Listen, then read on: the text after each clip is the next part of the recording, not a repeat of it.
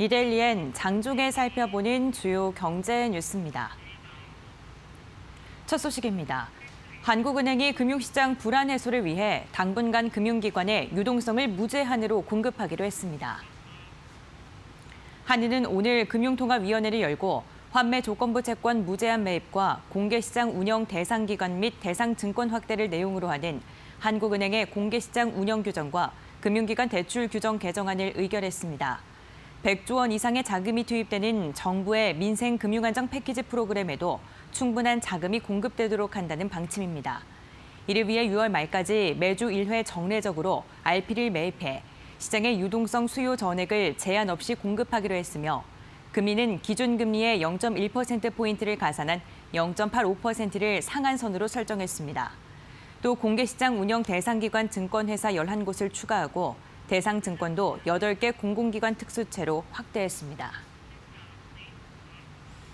정부가 국내 은행의 외화 유동성을 확보하기 위한 대책을 내놓았습니다. 김용범 기획재정부 1차관은 오늘 서울 명동은행회관에서 거시경제금융회의를 열고 국내 은행에 적용되는 외화 유동성 커버리지 비율 규제를 한시적으로 70%로 적용하겠다고 밝혔습니다.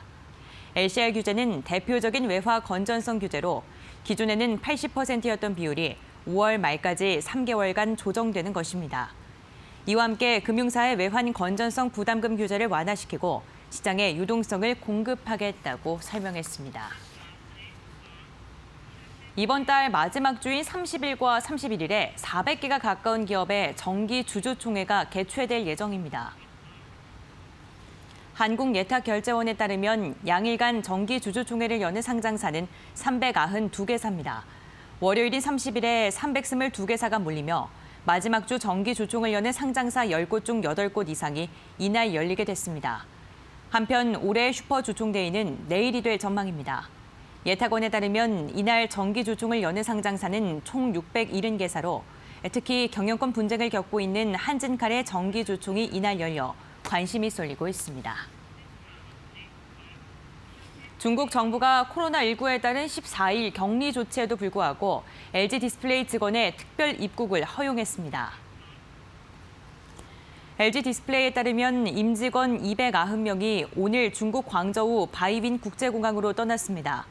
직원들은 회사가 마련한 별도 격리시설에 일정 기간 격리된 뒤 광저우 사업장 양산 준비에 투입됩니다.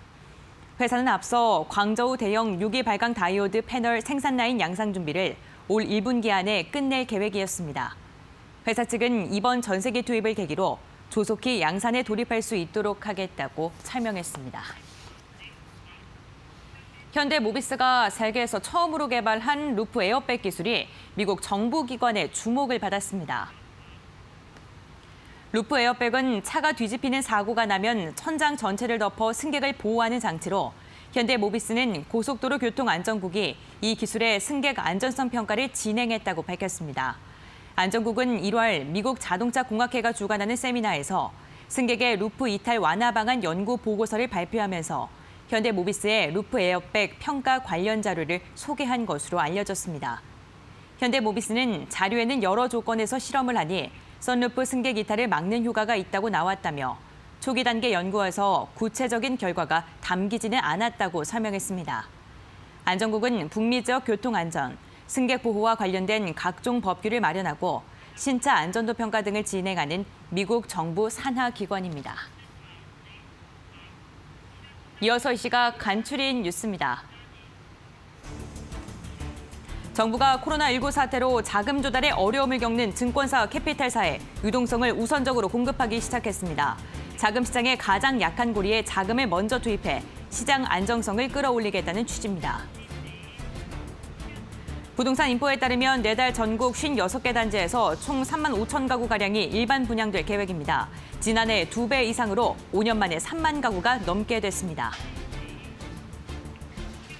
진매트릭스는 코로나19 진단키트 네오플렉스를 아랍에미리트에 공급하는 수출 계약을 체결했다고 밝혔습니다. 이번 계약은 중동 지역 국가와 처음으로 이뤄진 것으로 계약 규모는 5억 7천만 원가량입니다.